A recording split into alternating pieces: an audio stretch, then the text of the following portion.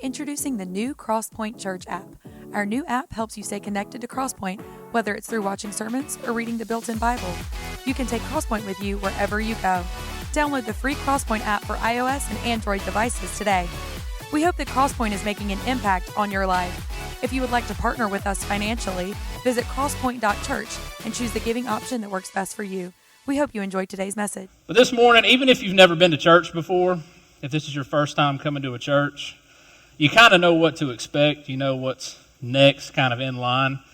And you know that the message is usually why the person's standing up here. That's why I'm up here. But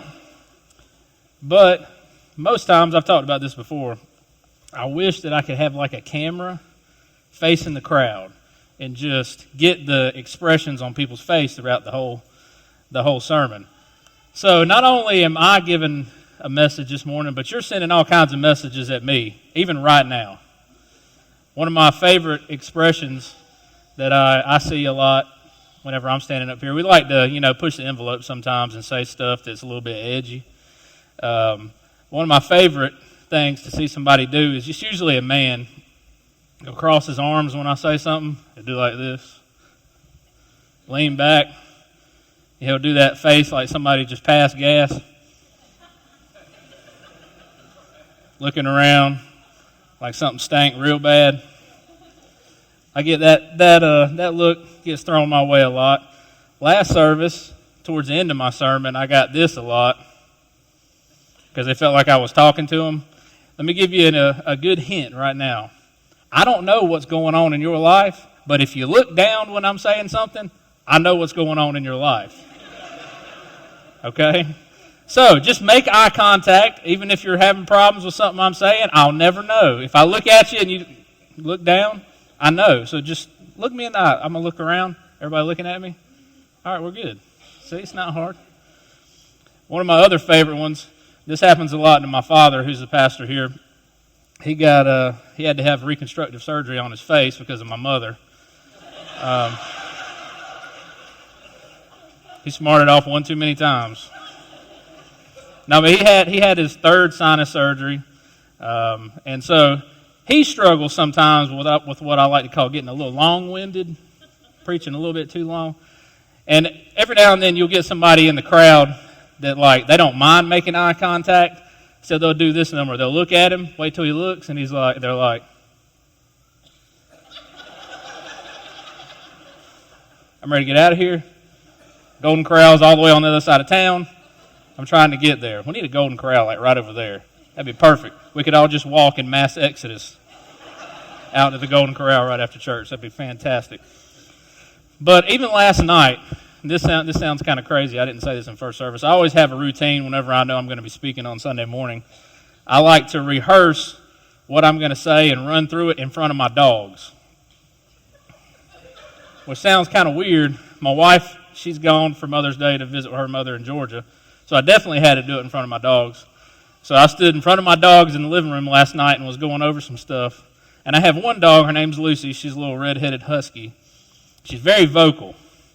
So don't be silent, because I don't want to say that my dog gave me more affirmation than you.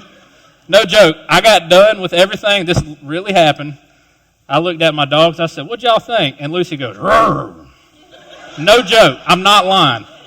And if you've ever met my dogs, you understand. She's like, "Rrr." I was like, I'm taking that as you liked it. Okay? So the reason I'm telling you all this, we've been in a sermon series about the greatest sermon in history, and it's not going to be this one, but the greatest sermon in history that Jesus preached on the Sermon on the Mount. We've been talking about that. Now, Jesus started off that message, and the thing I love about Jesus is he always knew how to just throw people off guard, throw stuff at them that make them think really good. I love that. I love whenever somebody tries to mix things up. I just really enjoy when people get you get that awkward feeling. Some people don't like that awkward feeling. I love it. I love it. I love seeing people it's really good. I think Jesus liked that too. So Jesus started off the whole thing. He's talking to the crowds of people. Everywhere Jesus went, there was crowds of people. Everybody knows that, right? Now, not everybody in the crowd of people was for Jesus. He had haters. Anybody know what they're called? They were called the Pharisees. There you go. We're just going to call them haters today. So if I say there was haters, we're talking about the Pharisees. So Jesus started off the whole thing, and he says, the doors to the kingdom of heaven are open. They're open to anybody. But if you choose this path and this way of life, it's not going to be easy. It's going to be pretty difficult. Anybody that's a Christian in here, you know it's not always easy to try to live a Christian life. But what happens is this. Jesus, he's Jesus, so he knows everything that's going on, right? He can tell when he's got these crowds of people around him. He can tell what's going on, and he knows whenever the Pharisees or the haters are watching him. So he's giving this great sermon, and kind of in the middle of it, he notices that he's got his haters in full force. If you ain't got haters, you ain't doing something right. Right? The more haters you got, the better you should feel. Right? All right, well, I guess so. But he had all the Pharisees there, and so he decides he wants to, take a break and kind of be like, okay, time out. I got to say some extra stuff. And what he says in Matthew 5:17 is kind of like a total break from the kind of the rhythm and rhyme of what he'd been talking about. In the next section, he's essentially going to say two things. So in Matthew 5, verse 17, he says this, don't think that I came to abolish the law or the prophets. I didn't come to abolish them. I came to fulfill them. So what he's saying, the Pharisees, they're always looking for a way to trap Jesus. They're always looking, they're like, he's going to defy what the old scriptures say. We're going to try to catch him. We want to be able to, point it out whenever he says something that doesn't line up with what we know. And so they're always looking for something to throw at him. But what Jesus is trying to say, it's almost like he's going, okay, look, you bunch of idiots. Okay? Look. I'm not talking to you. I was talking about Jesus, talking to them. He's saying, look, what I'm trying to tell you is I am here to fulfill all of the prophecies of old. I'm here to fulfill that. If you'll put yourself aside and realize that I'm here, then we could all just get a lot long better. Yeah, you know what I meant. So Jesus is trying to tell them, I haven't come to wipe out anything that anybody said. I'm not trying to do that. But I'm here to fulfill those things. I'm here to fulfill what has been said. We could get into, we do it every now and then on like Easter, Christmas. We'll talk about how Jesus fulfilled the prophecies, and that's all interesting, and that'd be fun to do, but we're not going to do that. Not today. So I want to focus on the second qualifying statement that Jesus said. So we're going to read straight from the book of Matthew, chapter 5, verse 20. So he looks to the rest of the crowd. He sees that he's got the Pharisees out there.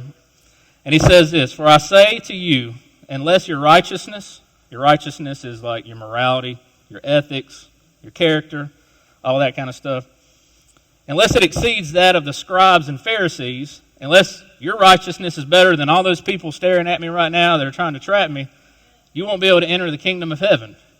And everybody's just like, what? How was that even possible? The Pharisees, in case you didn't know, they lived a life where they tried to be as righteous as they possibly could. They quit their jobs. They pretty much majored in righteousness. And Jesus is saying, unless you live a life that exceeds what they are living for, then we can't go to heaven? How's that even possible?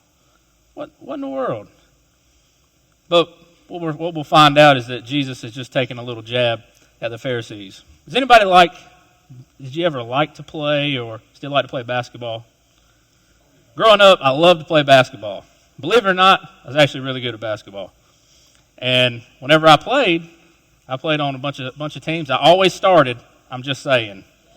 I don't look like I would start on a basketball team, but I was what you call a set shooter. Anybody know what a set shooter is?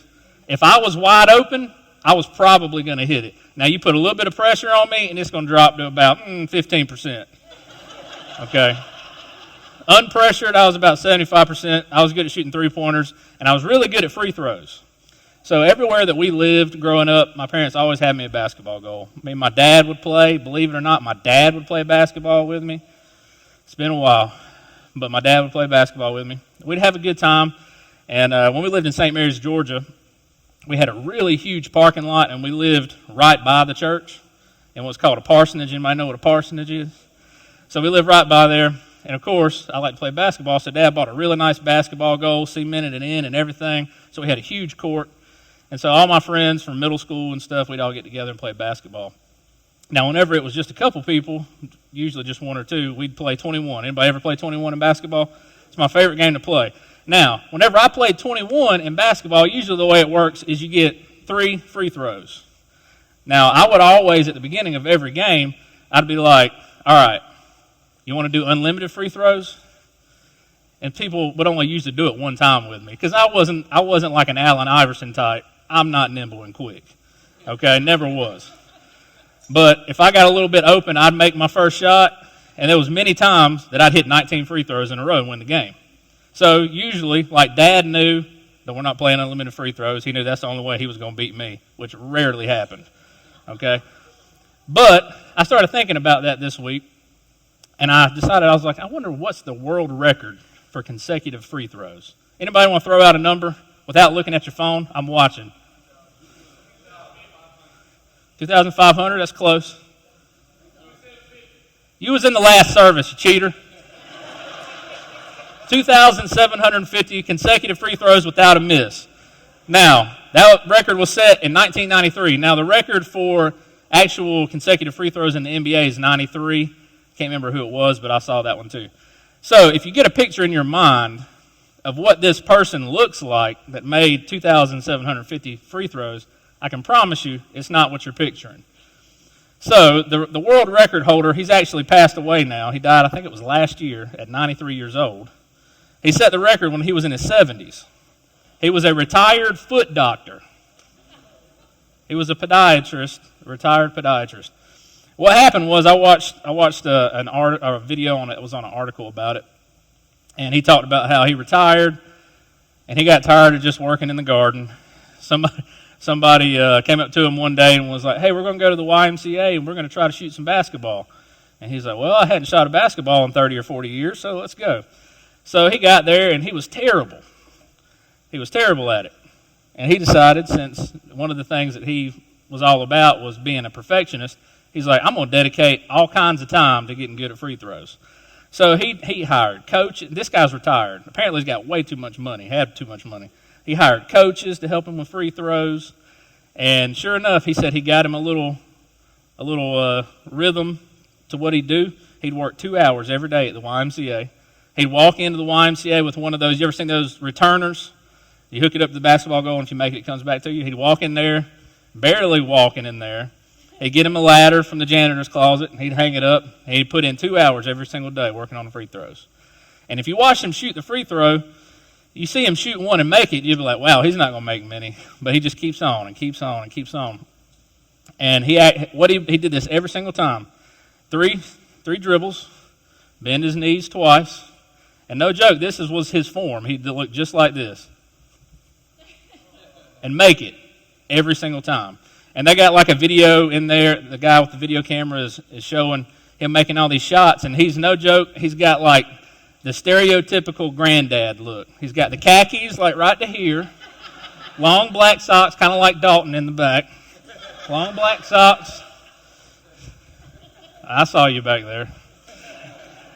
Sitting there with, the Velcro strap shoes, glasses, everything.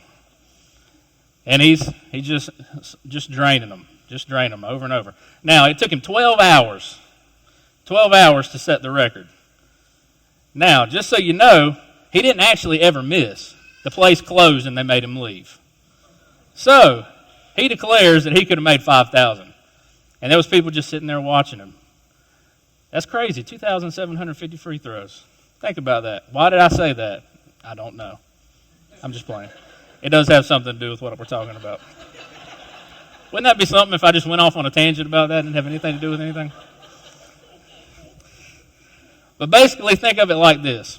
So let's say the standard that the Pharisees set is 2,750 free throws. 2,750 free throws. And so what Jesus comes along and says, basically, unless you can hit better than what they're doing, You can't get into heaven. So it's like he's coming along and saying, okay, 2,750, that ain't nothing. You got to hit 10,000 in a row. That's basically like what he said to them. And everybody's like, what are you talking about? How is that even possible? It's impossible. So Jesus is kind of, what he's saying is, I'm setting righteousness expectations. I'm setting righteousness expectations. So I'll give you some hints to kind of what that means. So I'm sure everybody in here is pretty proud of the fact that you've never committed murder. If you haven't, or you have, don't admit it. I don't want that on me. Okay? You're probably pretty proud of that fact. But is there anybody that you hate? Do you hate anybody? No? Okay. Is there anybody, let's just be honest. Raise your hand, and I'm going to have to raise my hand. I'm just going to tell you. Is there anybody in your life that you just think is a jerk? Raise your hand. Awesome. Now, there's nothing wrong with thinking somebody's a jerk, but do you secretly wish that they didn't have any success and you wish bad things for them? No, never. No, I wouldn't do that. Jesus says, it's kind of like he's saying this. Can I ask you a question? Have you ever had like a bill collector call you? Like, let's use a fake company like Time Warner Cable. And they might as well be a fake company. But let's say a fake company like Time Warner Cable calls you, and your bill's due on the 15th, and you always pay your bill on the 15th, but it's the 16th, and they're not going to let it go. So they call you, and they're like, Mr. Pounders, we noticed that we didn't get your payment yet. Oh, well, the check, I sent the check in the mail. Anybody ever done that? No? Yeah, I have. I don't even have checks anymore. Does anybody even got... Who doesn't have checks anymore? Raise your hand. I don't got checks. What's a check? I bet most teenagers would not know how to write a check at all. I forgot. I don't remember. But it's kind of the same thing. Jesus is saying, I'm going to set a standard of righteousness that's even higher than that of the Pharisees or my haters. He's basically saying this. Now, if you hadn't figured it out, there's a lot of sarcasm in what he's saying. Jesus was sarcastic. Did you know that? Don't use that as an excuse to always be sarcastic. But Jesus could be sarcastic at times. He's saying we're not going to have any more external righteousness like meters or judges or whatnot. Jesus is saying, in my kingdom, external compliance is going to be a thing of the past. I don't really care so much about all these little rules and regulations. I don't really care about if you get this or that right. It's about what's in here. It's about what's inside the heart. So that's kind of like a central theme of everything that Jesus talked about. It matters what's in the heart. And I notice a lot of times it happens with Christians individual, and it happens in churches a lot. You have churches and people that are hardcore on throwing truth out. They just want to constantly throw truth out there, make sure you know what the truth is. But the whole thing called grace, they're not much on grace.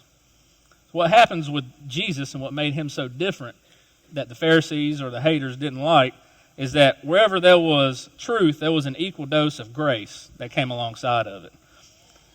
And the Pharisees didn't like that. They didn't like it at all. Righteousness to the core is like hitting 10,000 consecutive free throws. Almost every time that Jesus would turn around in those days, he had people always trying to trip him up, always trying to, paint him into a corner, always trying to get him to say something that would be, it would contradict what the Scripture said. That he was used to it. He knew what was going on. And every time, what I love whenever I'm reading in the New Testament, every time that somebody's trying to trap him, he always has a way of just turning it right around on them and shutting them up, which is great. I like to be able to do that to people sometimes. I'm not smart enough to do it most times, but when it happens, it's like, yeah. But Jesus was so good at doing it. He was so good at doing it. And Jesus says, I'm going to talk about two stories in the Bible, and we're going to talk about the first one. Anybody ever heard of Simon? This story is in Luke chapter 7 if you want to go back and read it afterwards. Simon was basically, for that time, he was basically like a theology professor. So he was really good. He knew so much about the scriptures. And so he did this. He decides, I'm going to invite Jesus over to my house for dinner. That sounds fine, right? Nothing wrong with that.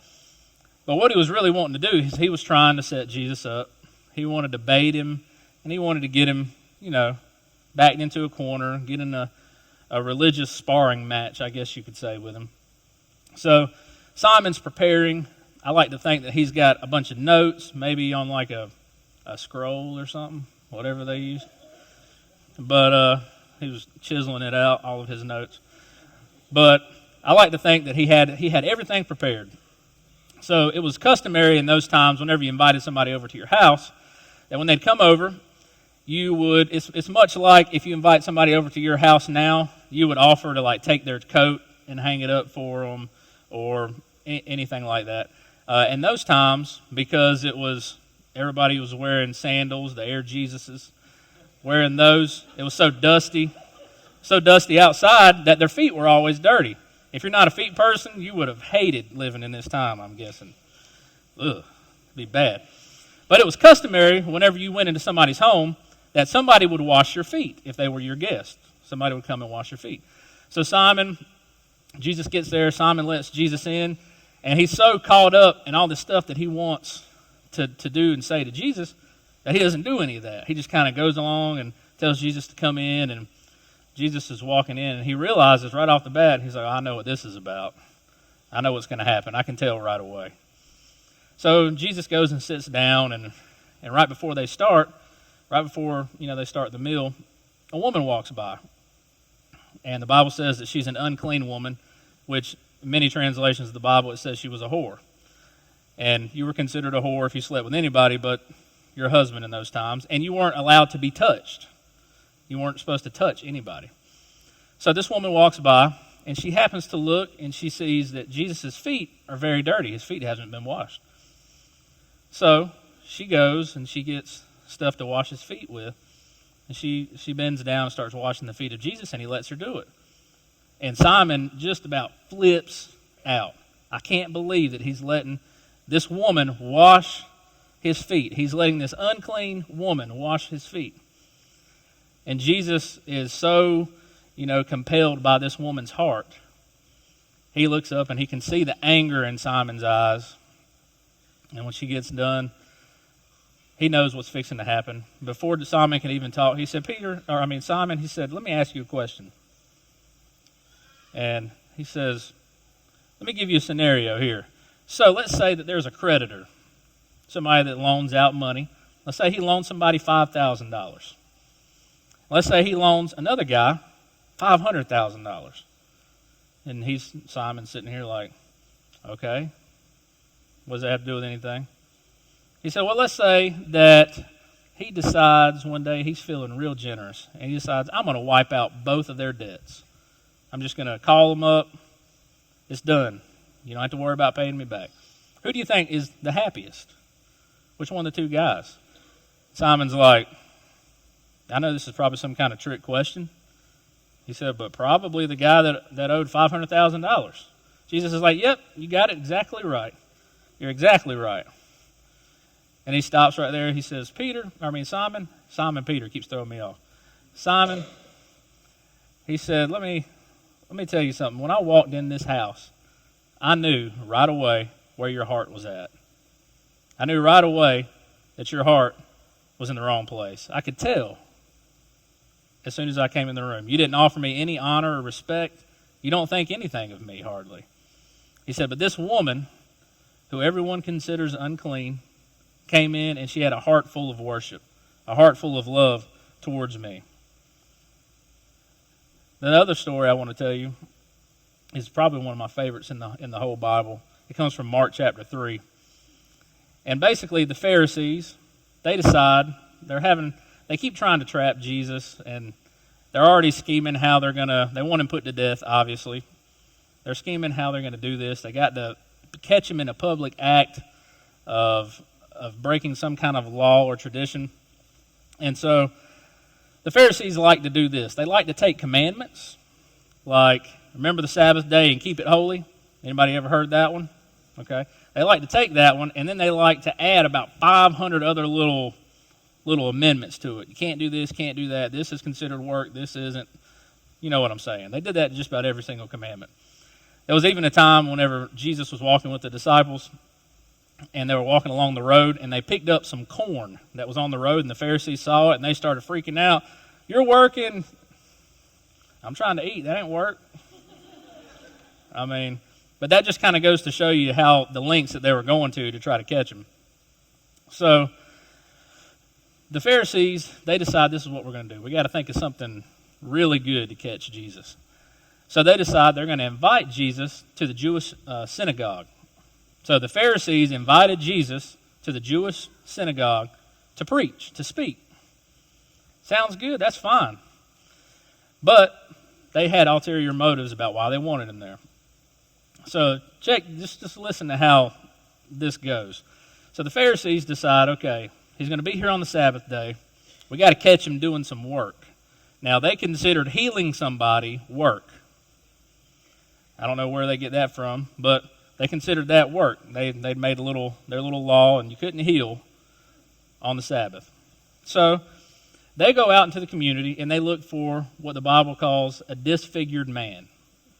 So they go around trying to find somebody that has a disfigured anything.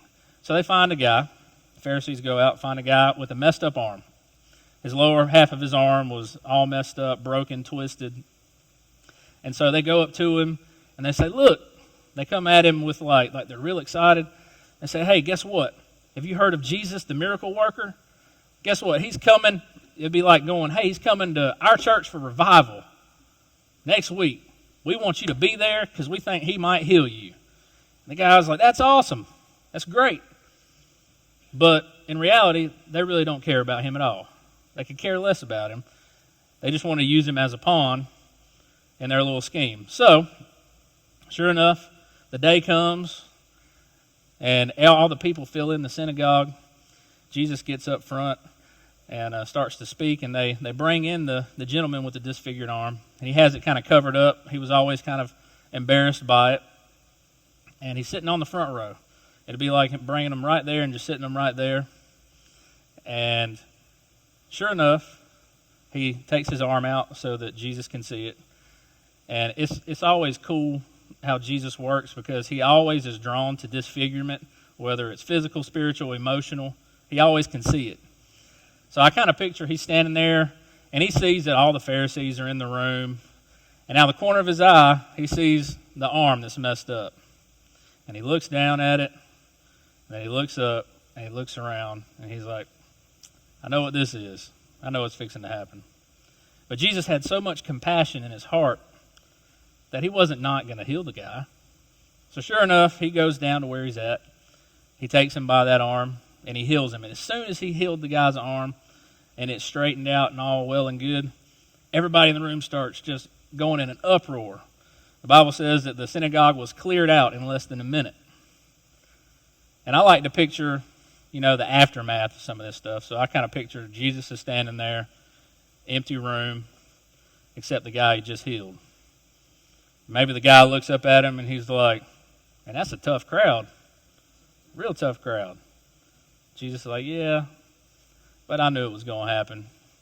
So what you going to do now that you got your arm fixed? What's the first thing you're going to do? Puts his arm around him and they walk out. Tell me about what you're going to do. And I kind of picture it like this. How many of y'all know somebody that recently got engaged? Anybody? Whenever a girl gets that engagement ring, it's everywhere.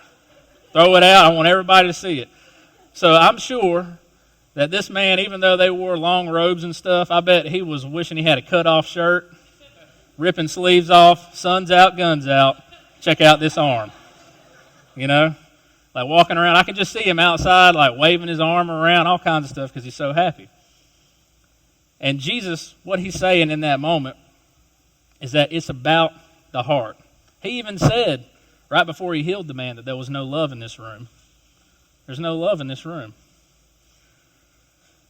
Basically what Jesus wants to know is, do you have a heart of worship, a heart of love?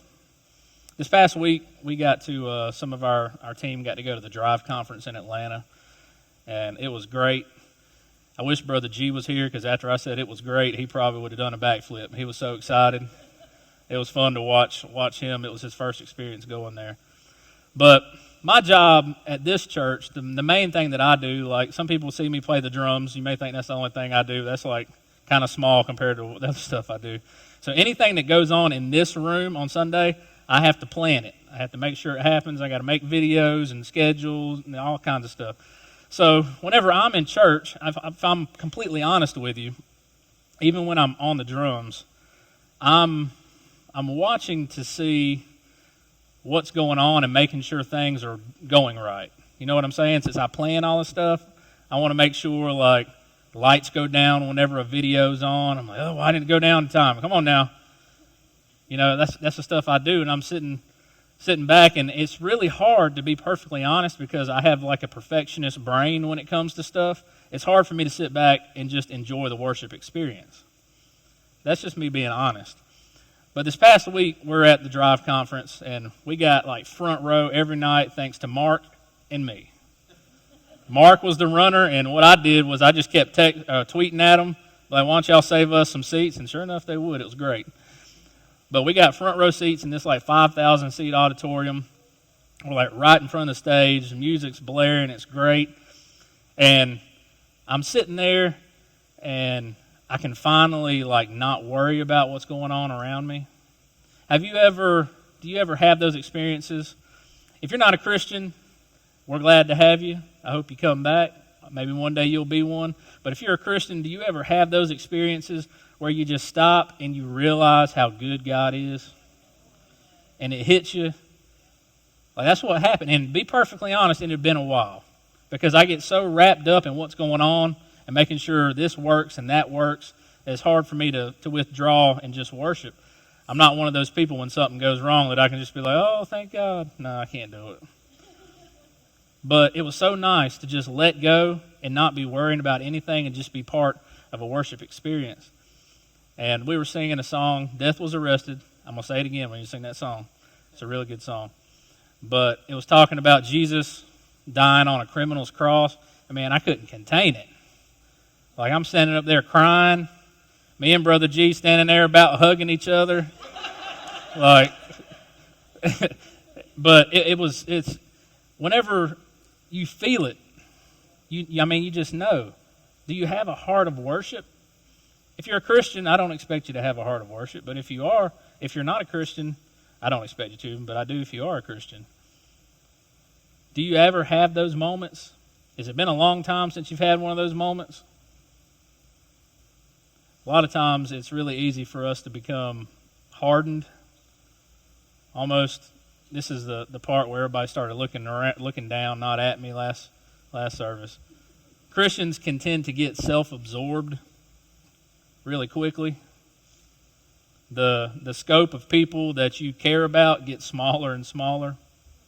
It happens. Do you have a heart of worship? Here's a good indicator. And I was thinking about this week as I was preparing. Whenever you're driving around town, do you still notice all of the homeless people asking for money? Do you see them? There's been times in my life, and I'll be 100% honest with you, where I didn't even notice them. I didn't even notice they were there. There's so many people at stoplights asking for money, and look, I get it. I know some of them for real, some of them aren't. It's not my thing to try to figure out who's for real and who isn't. But whenever you can not look at that person, not even realize they're there might be something going on in your heart. If you don't at least make eye contact and maybe look around real quick in your car to see if you have some change, if you don't make it that far, maybe your heart's getting kind of hard. It might be time to take a second look at what's going on inside.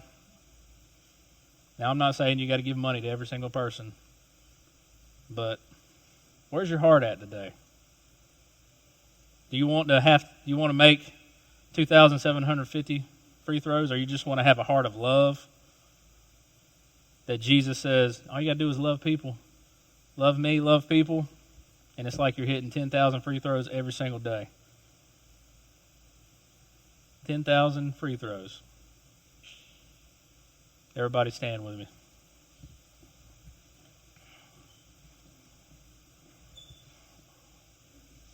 If you would, bow your heads and close your eyes.